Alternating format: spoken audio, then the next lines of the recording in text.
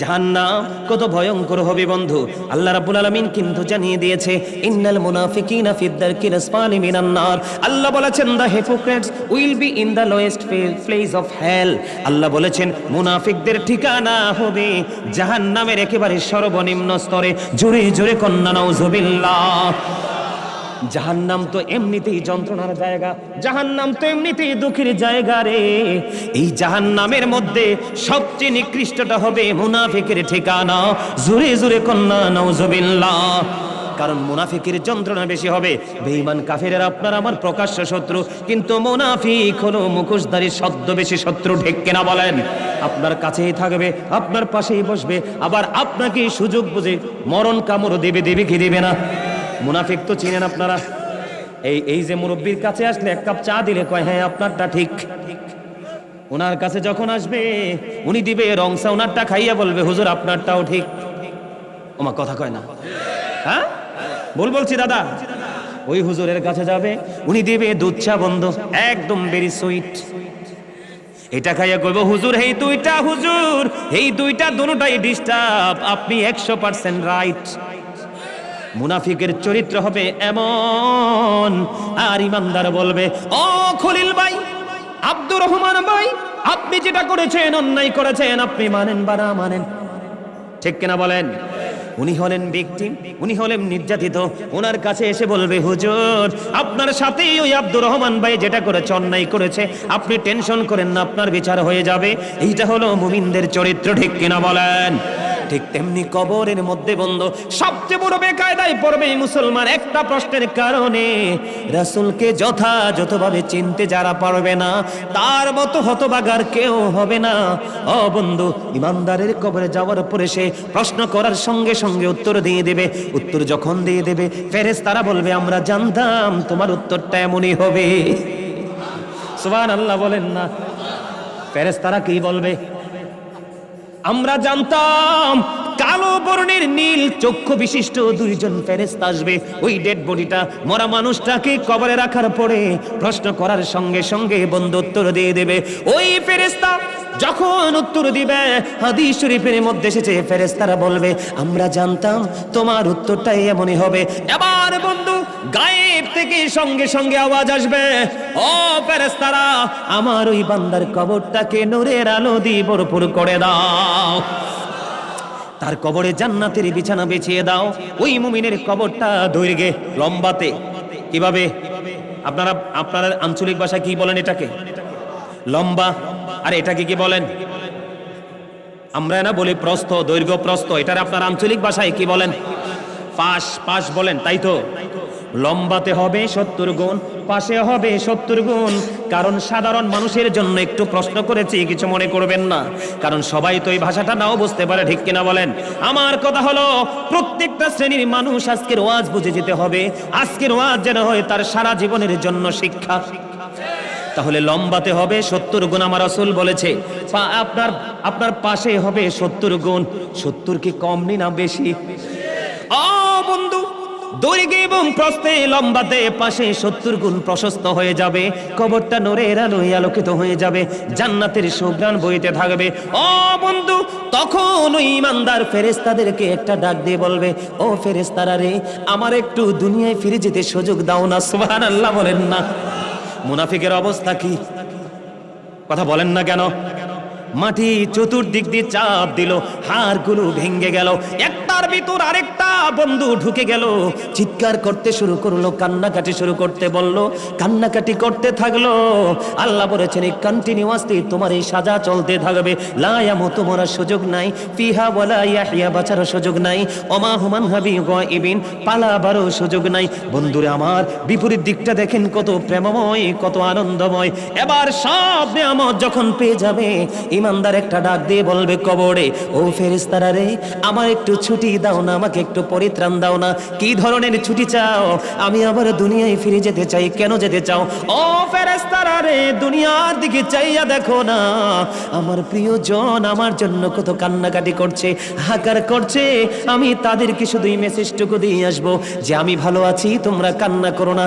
এবার ওই ফেরেশতারা একটা ডাক দিয়ে বলবে, না না না, আর ফিরে যেতে পারবা না। বরং আমি তোমাকে এমন ব্যবস্থা করব, আমার মালিক আমাকে পাঠিয়েছে তোমার এই ব্যবস্থার জন্য। হুজুর কেমন ব্যবস্থা করবে গো? ইমানদারকে ডাক দিয়ে বলবে, আমি তোমাকে নতুন ভোরের মতো ঘুম পাড়িয়ে দিব, তুমি ঘুমিয়ে থাকবা যতদিন না পর্যন্ত তোমার প্রিয়জন তোমাকে না ডাকবে। জুড়ে জোরে বলেন না সুবহানাল্লাহ। নতুন বর বিয়ে বাড়িতে সবচেয়ে স্পেশাল গেস্ট, কথা বলেন না কেন? পাশের বাড়ি কিন্তু সে চোর। এক্সাম্পল, পাশের বাড়ি থেকে চোর।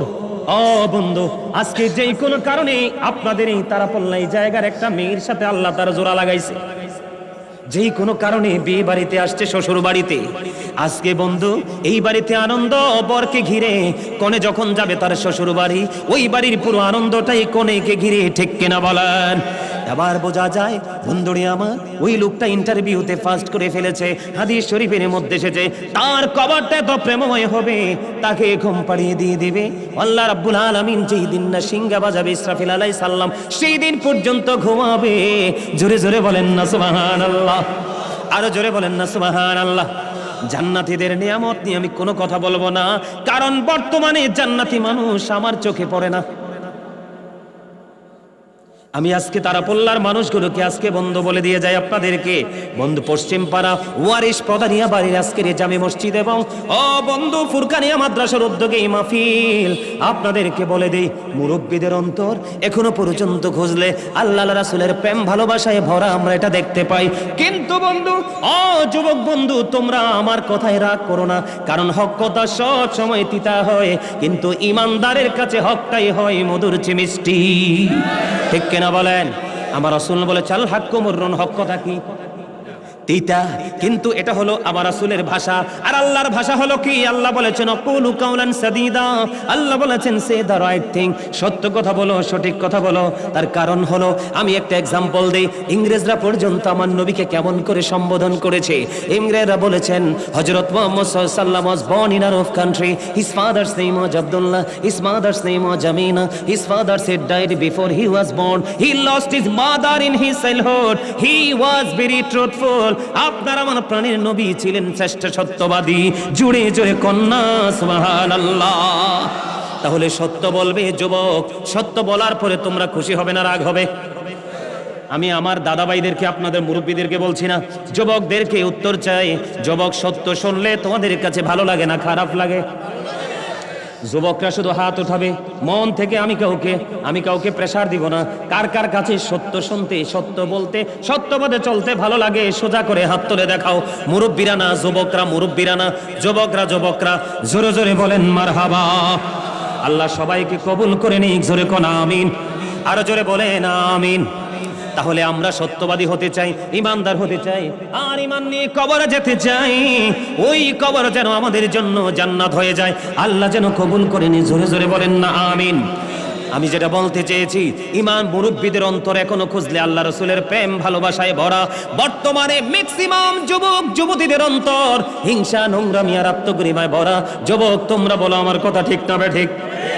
এখনো এই কনকনে শীতের মধ্যে আজান দিলে মুরব্বীরাই ছড়ে ছড়ে মসজিদে, কিন্তু যুবকরা ঘুমায় না, হয়ে ফেসবুক চালায়। তাহলে যুবক, তোমাদের চাইতে দামি হলো মুরব্বীরা। তবে আজকে আমি আমার দাদা ভাইদেরকে বলে দেই, যারা বয়সের সাথে সাথে আল্লাহর গোলামি করতে করতে করতে করতে বন্ধুরে আমার চুলগুলো সাদা হলো, দাড়িগুলো সাদা হয়ে গেল, আমার আল্লাহ জানিয়ে দিলেন ওই দাড়ি পাকা মুরব্বীদেরকে আল্লাহ জাহান্নামে দিতে আল্লাহর শরম লাগে। সুবহানাল্লাহ বলেন না? এই জন্য মুরব্বী বয়সে সারাক্ষণ আল্লাহর জিকিরে নিজেকে নিয়োজিত রাখবেন। ও বন্ধু, সন্তানের জন্য চিন্তা করার দরকার নাই, সন্তানরা নিজের বুঝ ভালোই বোঝে। আপনাদেরকে কেন বললাম? পৃথিবীতে সর্বপ্রথম আদম সন্তানের মধ্যে, আদম সন্তানের সৃষ্টির মধ্যে সর্বপ্রথম দাড়ি চুল পেকেছিল হযরত ইব্রাহিম আলাইহিস সালামের। জোরে কন্যা সুবহানাল্লাহ। কার? ইব্রাহিম খলিলুল্লাহ। আজকের পর থেকে আমি যেন শুনি এই গ্রামের মুরব্বীদের মন মানসিকতা, আচার আচরণ যেন প্রেমময় মধুময় হয়ে যায়। কেন? ইব্রাহিম খলিলুল্লাহর একটা দুইটা দাড়ি পেকে গেল। আল্লাহকে একটা ডাক দিয়ে বলেন, আল্লাহ আমার এই সাদা কেন? আল্লাহু আকবার বলেন না? ইব্রাহিম খলিলুল্লাহ মানে আল্লাহ যে সৃষ্টি করেছে, সৃষ্টির মধ্যে তুমিও কিন্তু মুরব্বী হইবা, তোমারে কিন্তু চুল দাড়ি সাদা হইব, ঠিক না বা ঠিক? এ থেকে বাঁচার উপায় নাই, যেহেতু ইব্রাহিম আলাইহিস সালাম একটা পাইকা গেছে, ঠিক কিনা বলে? ইব্রাহিম খলিলুল্লাহ আল্লাহকে একটা ডাক দিয়ে বললেন, আল্লাহ গো এটা কি? আল্লাহ কয় এটা তোমার সম্মান। আরে জোরে কন্যা সুবহানাল্লাহ। আমি তো দেখতাছি ওয়াজের মজাই বুঝেন নাই। ইব্রাহিম নবী জানতে চাইছে একটা চুল সাদা আর কি, আল্লাহ এটা কি? আল্লাহ কয় এটা তোমার ইজ্জত। এবার আল্লাহ রাব্বুল আলামিন একটা ডাক দিয়ে বললেন, যখন এটা আল্লাহ বললেন এটা তোমার ইজ্জত, এবার ইব্রাহিম খলিলুল্লাহ একটা ডাক দিয়ে বললেন, আল্লাহ গো এটা যদি আমার সম্মান হয়, এটা যদি আমার ইজ্জত হয়, তাহলে আমার এই সম্মান তুমি আরো বাড়িয়ে দাও। মজা না? তাহলে চুলদারি তাদের পেকে গেছে, তারা সম্মানী, কিন্তু তাদেরকে সম্মানের জায়গায় নিজেই থাকতে হবে, ঠিক কিনা বলেন? আরো জোরে বলেন ঠিক না বে ঠিক? তাহলে আগামী দিন থেকে কালো মেহেন্দি দেওয়ার জন্য, কালো খেজাব দেওয়ার জন্য পাগল হইবেননি, মনে রাখবেন তো। আল্লাহ রাসূল বলেছেন, কবুতরের বুকের মতো যেই ব্যক্তি কালো খেজাব লাগাইয়া পথ চলে, তারা জান্নাতে যাওয়া তো তার দূরের কথা, জান্নাতের ঘ্রাণও পাবে না। জোরে জোরে কন্যা নাউজুবিল্লাহ। ওইদিকে যাচ্ছি না, এই ওয়াজটা গতকালকে করে ফেলেছি, আজকে আর করব না বন্ধু। আমি বলতে চেয়েছিলাম জান্নাতীদের কাছে আমি যাব না, আমি জাহান্নামীদের কাছে বন্ধ থাকতে চাই, অপরাধীদের কাছে থাকতে চাই। কারণ দিন দিন অপরাধের পরিধি আমাদের বাংলাদেশে বেড়েই চলেছে, ঠিক কিনা বলেন? আরো জোরে বলেন, অপরাধ চলতেছে কিনা? অপরাধের পরিধি বাড়তেছে কিনা? শাসন করার মানুষ নাই রে। ও বন্ধু, কে রে ডাক দিবে, কে রে শাসন করবে? যিনি শাসন করতে যায় তিনি শোষণ করতে শিখেছে। কথা বলেন না কেন? আরো জোরে বলেন না। মুরব্বীরা বলে, যে সরিষা দিয়ে আমি ভূত ছাড়াবো, সে সরিষায় যদি ভূত হয় তাহলে উপায় কি? ঠিক কিনা বলেন? বন্ধুরে আমার, মনে রাখবেন একটা কথা, আমি আপনার সমাজকে, আপনার জীবনকে, আপনার দেশকে যদি বদলাতে চান, একটা জিনিস করতে হবে, ন্যায় পরায়ণের পক্ষে থাকতে হবে। একটা লোক যতই শক্তিশালী হোক, অপরাধী গোটা তারাপল্লার মানুষ যদি হয় ন্যায় পরায়ণ, ওই লোকের পাওয়ারলেস। কথা বলেন না কেন? যুবকেরা বলো ঠিক না বে ঠিক? আমার কারণ এই কারণে বললাম, আল্লাহ রাসূল বলেছেন characterless people will come in national power. আল্লাহ রাসূল বলেছেন কিয়ামতের পূর্বক্ষণে চরিত্রহীন লোক জাতীয় ক্ষমতায় যাবে রে। এই জন্য ভোটটা দেওয়ার আগে চিন্তা করে দিতে হবে, আবেগী হয়ে দেওয়া যাবে না। বল কইছেন ওমা, আমার কথা ভালো লাগছে না? কথা বলেন না কেন? আজকে দেশের পরিস্থিতি খারাপ না? কারণ আমরা নেতা চুজ করতে পারি না, এই জন্যই তো নেতা আমাদের ক্ষমতায় গিয়ে চেয়ারে গিয়ে আমাদের উপর স্ট্রিম রোলার চালায়। কথা কন না কেন? এটা হলো জাহান্নামের আরেকটা কারণ। আরেকটা কারণ হলো আল্লাহ রাসূল বলেছেন, the music and musical instrument will be encouraged. আল্লাহ রাসূল বলেছেন কিয়ামতের পূর্বক্ষণে গান বাদ্যযন্ত্র বেড়ে যাবে। এই গান বাদ্যযন্ত্র প্রেমিক হওয়া আরেকটা জাহান্নামের নিদর্শন। জোরে জোরে কন্যা নাউজুবিল্লাহ। ও যুবক, সারা জীবন নারীর পর্দার ওয়াজ শুনেছো, পুরুষের পর্দার ওয়াজ তো শোনো নাই।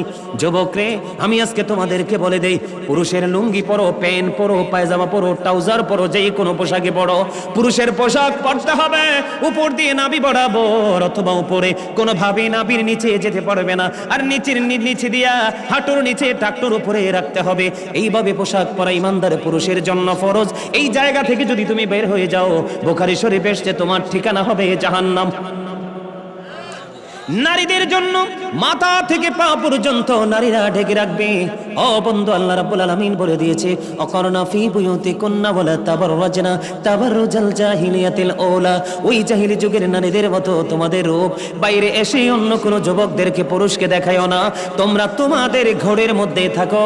নারীর হলো মাথা থেকে পা পর্যন্ত ঢেকে রাখতে হবে। বিশেষ কারণে হাতের তালু, পায়ের তালু, বিশেষ কারণে মুখমণ্ডলটা দেখাতে পারবে, অন্যথায় পুরো বডিটা ঢেকে রাখতে হবে। এটা নারীর জন্য ফরজ। এইটা যদি কোনো নারী মানতে নারাজ হয় এবং পাতলা জামা পরে, যেটা পরার পরে নারীর পোশাক দেখা যায়, যেই পুরুষ লজ্জাস্থান ঢেকে রাখা ইমানের একটা অংশ, যেই পুরুষ পোশাক পরার পরে লজ্জাস্থান দেখা যায়, ওই দুইটার জন্য ঠিকানা হয়ে যাবে জাহান্নাম। জোরে জোরে বলুন না নাউজুবিল্লাহ। আছে না নাই? আপনি উপার্জন করবেন হালাল, হারাম দিকে যদি যান, বিশেষ করে বর্তমানে বন্ধু পিস্তল ঠেকিয়ে লাঠিয়াল বাহিনী তৈরি করে আমাদের বাংলাদেশে গরিব অসহায়ের জায়গা দখল করে ধনী ধনী মানুষগুলো ঠিক কেনা বলেন। আল্লাহ রসুল বলেছেন, কেউ যদি 1 বিঘা পরিমাণ জায়গা জোর করে দখল করে সে মৃত্যুবরণ করে, আল্লাহর হাবিব বলেছেন কাল কিয়ামতের দিন সে দেখতে পাবে 7টা পৃথিবী তার গলার মধ্যে বালা বানাইয়া ঝুলিয়ে দেওয়া হবে। জোরে জোরে বলুন না নাউজুবিল্লাহ। আমাদের সমাজের মধ্যে সুদ আছে না নাই? আর জোরে বলেন। যেই ব্যক্তি সুদের মাধ্যমে টাকা উপার্জন করবে তার ঠিকানা হবে জাহান্নাম। আল্লাহ রাসূল যখন মেরাজে গেলেন, জাহান্নামের দিকে যখন নজর দিলেন, চাইয়া দেখলেন এক একটা মানুষের পেট এক একটা ঘরের মতো বড় বড়। জিব্রাইলকে বললেন, ভাই জিব্রাইল, এরা কারা? ইয়া রাসূলুল্লাহ, ইয়া হাবিবাল্লাহ, নবী গো, এরা হলো দুনিয়ার আপনার নামদারি একদল উম্মত, পৃথিবীলোভী উম্মত। এরা দুনিয়ায় গরিবের রক্ত চুষে নিয়েছে সুদের মাধ্যমে। জোরে জোরে বলুন না নাউজুবিল্লাহ। তাদের ঠিকানা হয়ে যাবে বন্ধু জাহান্নাম। এমনি করে করে করে করে আপনি বাকি সাইডগুলো বন্ধু আইডেন্টিফাই করে নেবেন, খুঁজে নেবেন, দেখবেন আপনি এখনকার যুগের মানুষ ম্যাক্সিমাম কাজই করেছে যেটা জাহান্নামের দিকে এগিয়ে নেয়। আর আপনারা যারা আজকে এই জান্নাতের বাগানে এসেছেন, এটা আমি বলেছি ক্লাস, আপনারা দিনের শিক্ষা নেওয়ার জন্য আসছেন কিনা? আল্লাহ রাসূল জানিয়ে দিয়েছে, দ্বীনের শিক্ষা অর্জন করার জন্য তুমি যত বেশি রাস্তা দুনিয়াতে হাঁটবা, জান্নাত তোমার তত বেশি নিকটবর্তী হয়ে যাবে। জোরে জোরে কন্যা সুবহানাল্লাহ। আল্লাহ রাসূল সরকারি মদিনা তিনি বলে দিয়েছেন, তোমরা দ্বীনের শিক্ষা অর্জন করার জন্য এই মসজিদ মাঠে, এই মাঠের মধ্যে তোমরা এসেছো বন্ধু। আল্লাহর হাবিব বলেছেন, 1 ঘন্টা বা কিছু সময় যদি তুমি দ্বীনের শিক্ষার মধ্যে নিজেকে নিয়োজিত রাখো, সারাটা রাত যেন তুমি ইবাদতে মশগুল রইলি।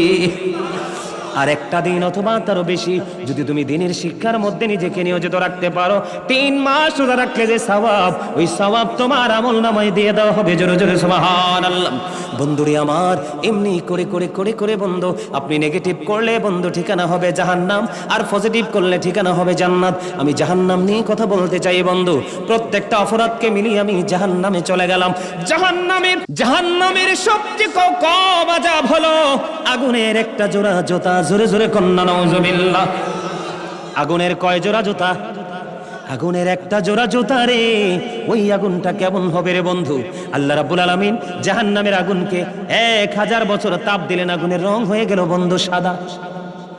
আল্লাহ কয়, না না না, এই আগুনে হবে না, অপরাধ যেইভাবে করবে আরো 1000 বছর তাপ দিলেন, রং হয়ে গেল লাল।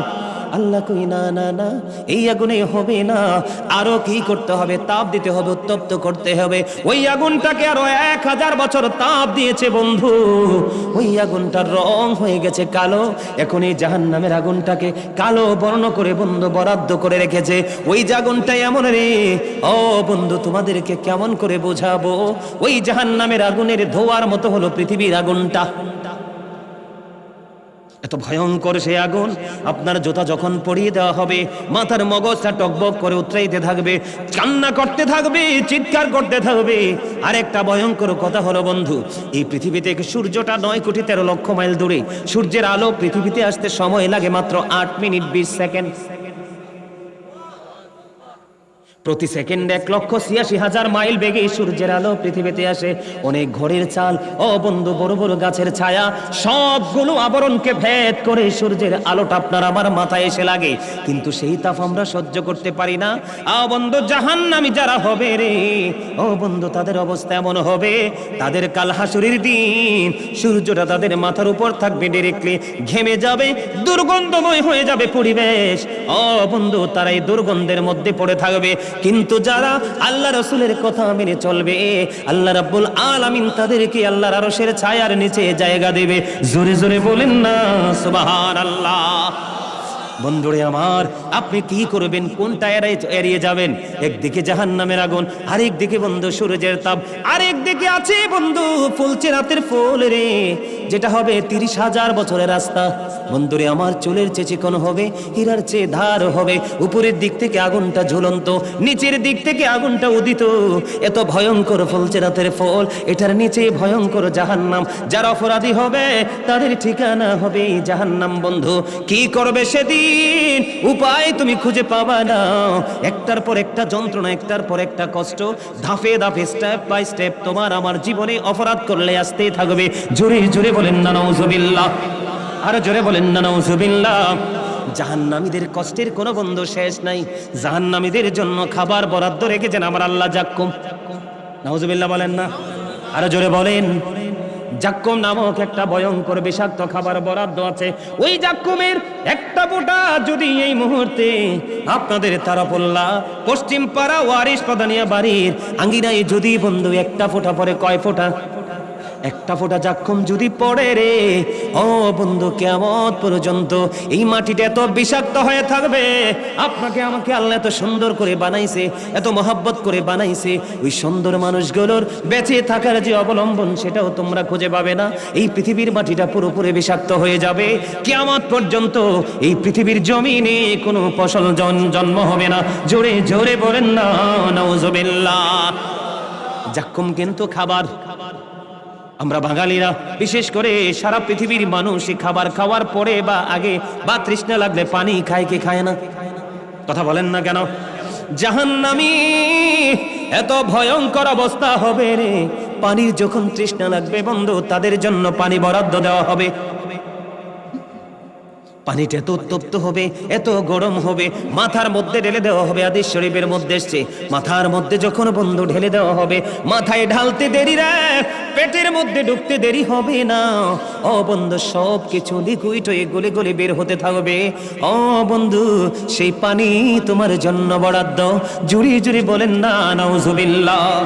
কিন্তু যারা জান্নাতি, যারা জান্নাতে যাবে আল্লাহর প্রিয় মনোনীত বান্দা, তাদের নিয়ামতের কোনো শেষ নেই। এর মধ্যে উল্লেখিত একটা নিয়ামত না বললেই নয় বন্ধু। যদি ইমানদারেরা মোহাব্বত করে প্রত্যেকটা পবিত্র কাজের আগে বিসমিল্লাহ শরীফ যদি তেলাওয়াত করতে পারো, ও বন্ধু এই বিসমিল্লাহ শরীফ তেলাওয়াত করার কারণে তোমার জন্য 4টা নদী, 4টা নহর বরাদ্দ থাকবে। জোরে জোরে কন্যা সুবহানাল্লাহ। আমি বোঝানোর জন্য আপনাদেরকে পজিটিভ দিকটা তুলে ধরেছি। আপনি যদি ইমানদার হন, মুমিন যদি হতে পারেন, মুত্তাকি যদি হতে পারেন, আল্লাহ কথা দিয়েছে উইদ্দাতুল মুত্তাকিন, মুত্তাকিনদের জন্য বরাদ্দ করে দিয়েছেন আমার আল্লাহ জান্নাত। আপনার জন্য 4টা নদী, 4টা সরোবর, 4টা নদী বরাদ্দ থাকবে রে। একটা হলো মধুর নদী, একটা হলো দুধের নদী, একটা হলো শরবতের নদী, একটা হলো পানির নদী। যখন মন চায় আপনি পানি পান করবেন, যখন মন চায় আপনি মধু পান করবেন, যখন আপনার মন চায় শরবত আপনি পান করবেন, যখন আপনার মন চায় আপনি দুধ পান করবেন। কিন্তু যারা জাহান্নামী, ও বন্ধু অপরাধী সারাটা জীবন, ও বন্ধু রেড চিহ্ন দিয়ে ভরে দিয়েছে, ব্ল্যাক চিহ্ন দিয়ে ভরে দিয়েছে, ওই সমস্ত মানুষগুলো পানির তৃষ্ণা যখন লাগবে পাগল হয়ে যাবে পানির জন্য। আমার আল্লাহ তাদের জন্য পানি বরাদ্দ করে রাখলেন। এটা এত গরম হবে, মাথায় ডালতে দেরি পেটের মধ্যে ঢুকবে রে। পেটের মধ্যে ঢোকার পরে গলে গলে গলে গলে বন্ধু বের হতে থাকবে। ওই যে কবরের ফার্স্ট টাইমে যেমন, ফার্স্ট স্টেজে যেমন ওই মুনাফিকের অবস্থাটা যেমন হলো, তুমি কান্নাকাটি করবে, চিৎকার করবে, হাহাকার করবে, কেউ তোমার সেদিন ডাক শুনবে না। কারণ আল্লাহ রহমত, আল্লাহ রাব্বুল আলামিন, ইয়া রাব্বাল আলামিন, ইয়া রাব্বাল আলামিন, আল্লাহ আপনার আমার জন্য এই পৃথিবীতে নেয়ামত যদি আমরা মেনে চলতে পারি, কারণ কাল হাসরের ময়দান আল্লাহ তো কঠোর হবে রে। মদিনাওয়ালার সুপারিশে আল্লাহ কবুল করবে। জোরে জোরে কন্যা সুবহানাল্লাহ। তাহলে মদিনাওয়ালাকে মানার দরকার আছে না নাই? মদিনাওয়ালা বললি আল্লাহ রাব্বুল আলামিন কবুল করে নেবে।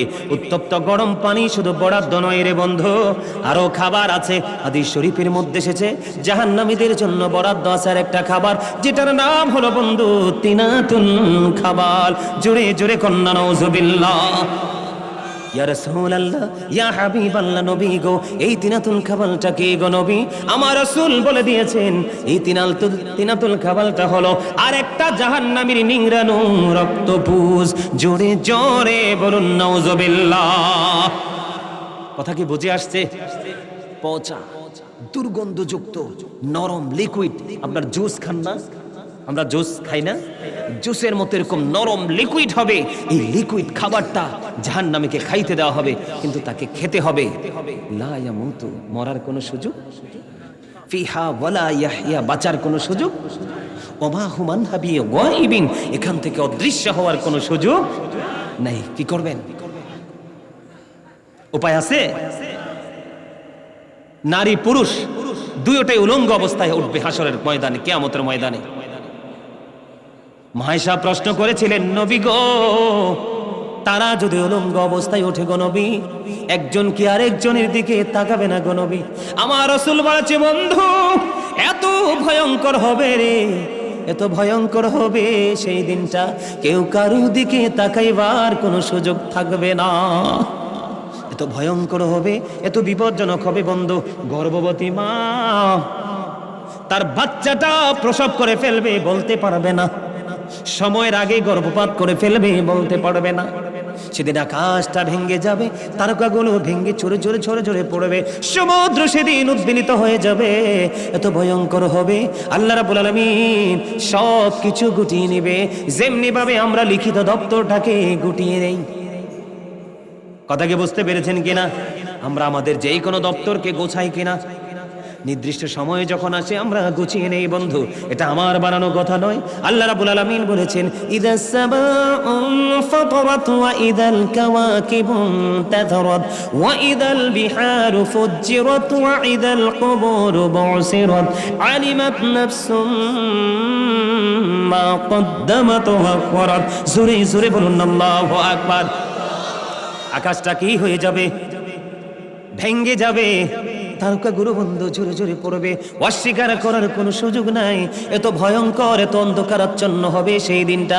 আপনি যদি সত্যিকার অর্থে যদি আল্লাহর পাগল হতে পারেন, মদিনাওয়ালার পাগল যদি হতে পারেন, আমার আল্লাহ কথা দিয়েছে ওই বিপজ্জনক সময় আল্লাহ আপনাকে সেভ করে রাখবে। সুবহানাল্লাহ বলেন না কেন? ওই বিপজ্জনক মুহূর্ত, ওই মুহূর্তটাকেও আপনি আপনার অনুকূলে পাবেন। ইয়া রাসূলুল্লাহ ইয়া হাবিবাল্লাহ ইয়া রাসূলুল্লাহ লাই আমার মতের নিদান কালে আসিও নবী গো আমার শিয়রে, দেখিব আপনাকে আপন নজরে। ইয়া রাসূলুল্লাহ ইয়া হাবিবাল্লাহ ইয়া রাসূলুল্লাহ লামন করে না কিরাশিয়া, সওয়াল করবেন বসাইয়া, নিবেন পর্দা দয়ার নবী উঠাইয়া, সালাম জানাবো কুদুম সুইয়া। ইয়া রাসূলুল্লাহ ইয়া হাবিবাল্লাহ ইয়া রাসূলুল্লাহ লা শুনেছি হাদিসে, দেখিলে আপনাকে জীবনের গুনাহ ঝরিয়া পড়ে, দিও গো দেখা দয়া করে। ইয়া রাসূলুল্লাহ ইয়া হাবিবাল্লাহ ইয়া রাসূলুল্লাহ লাগো সোলো করাইয়া, কাফন পড়াইয়া, যখনই রাখিবে কবরে শোয়াইয়া, লইও গো কোলে গোলাম বলিয়া। ইয়া রাসূলুল্লাহ লা ইয়া রাসূলুল্লাহ আসসালাতু ওয়াসসালামু আলাইকা ইয়া রাসূলুল্লাহ। জোরে জোরে কন্না আলহামদুলিল্লাহ। একটা গজল গাই, মনে হয়েছে জামাল গাইতাম নেই, গাইতাম। মন দিয়ে গজলের কথাগুলো শুনবেন না, এটা তো রমজান মাস না, আর পরে গামো এটা। মাটির পিঞ্জিরা ভাঙ্গিয়া চুড়িয়া, একদিন তো যাইবে পাখি উড়িয়া উড়িয়া। বলেন মাটির পিঞ্জিরা ভাঙ্গিয়া চুড়িয়া, একদিন তো যাইবে পাখি ছাড়িয়া ছাড়িয়া। ছেলে মেয়ে ডাকিয়া কোলে নিবে তুলিয়া, চুমু খাবে চোখের পানি ছাড়িয়া ছাড়িয়া আলেমগণকে ধরিয়া গরম পানি করিয়া সাবান মেখে দিবে গোসল করাইয়া করাইয়া বলেন মাটির ভাঙ্গিয়া চড়িয়া একদিন তো যাইবে পাখি উড়িয়া উড়িয়া জানাজা পড়াইয়া মুর্দার খাটে চড়াইয়া কবর দেশেতে নিবে কান্দিয়া কান্দিয়া কবরেতে রাখিয়া মাথার মুষ্টি খুলিয়া লাফ মারিয়া উঠবে তোমায় ছাড়িয়া ছাড়িয়া কলা পাতা বিছাইয়া বাঁশের ওই চাল বানাইয়া দুই পা দিয়া মাটি দিবে পাড়াইয়া পাড়াইয়া ওই বাঁশ বাগানে রাখিয়া সবাই যাবে চলিয়া ওই পুকুর পাড়ে রাখিয়া সবাই যাবে চলিয়া যার যার ঘরে রইবে সবাই ঘুমাইয়া